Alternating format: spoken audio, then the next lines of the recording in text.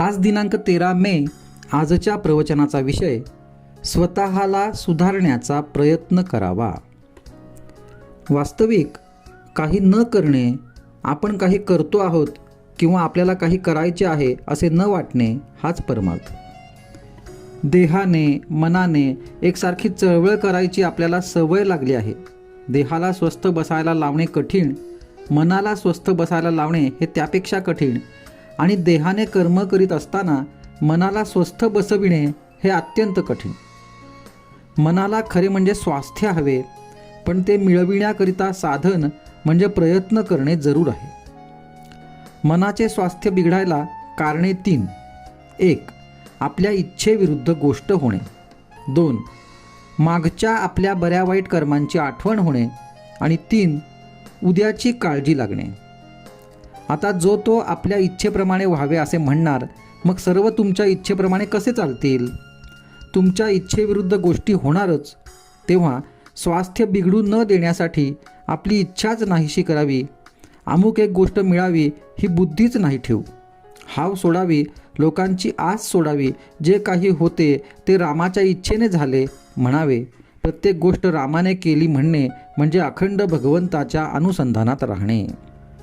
आपला अहमपणा खरोखर किती खोल गेला आहे पहा.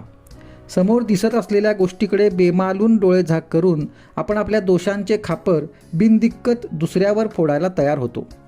अमक्या तमक्याच्या नादाने आपला मुलगा बिघडला असे आपण म्हणतो, कारण आपलाच मुलगा खराब हे म्हणवत नाही. ते म्हणण्याची लाज वाटते, म्हणून दुसऱ्याच्या मुलाला आपण वाईट म्हणतो. आपला मुलगा आपल्या डोळ्यादेखत संगतीच्या योगाने एवढा बिघडतो, तर मग संगतीचा परिणाम केवढा असला पाहिजे? संगतीचा परिणाम जर एवढा मोठा आहे, तर संत संगतीत असताना आपल्यात सुधारणा का दिसू नये? संत संगतीने मग आपण निश्चित सुधारायला पाहिजे. पण तसे तर दिसत नाही. मग नडते कुठे? याचे मुख्य कारण म्हणजे आपण स्वतःला सुधारण्याचा प्रयत्नच करीत नाही. आपल्याला सर्व समजते, परंतु प्रयत्न करायला नको. वासनेच्या जाळ्यातून बाहेर पडण्याचा आपण प्रयत्न करीत नाही.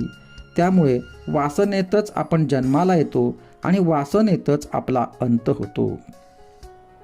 याकरिता एकच खात्रीचा उपाय आहे, आणि तो म्हणजे भगवंताला अनन्य भावाने शरण जाणे. रामा, तुझ्या वाचून माझी यातून सुटका नाही. तू ठेवशील त्यात मी आनंद मानीन.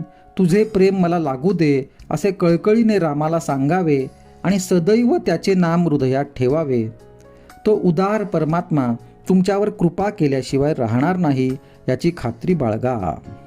आजचा सुविचार: वासना मारायला भगवंताचे अधिष्ठान हा एकच उपाय आहे.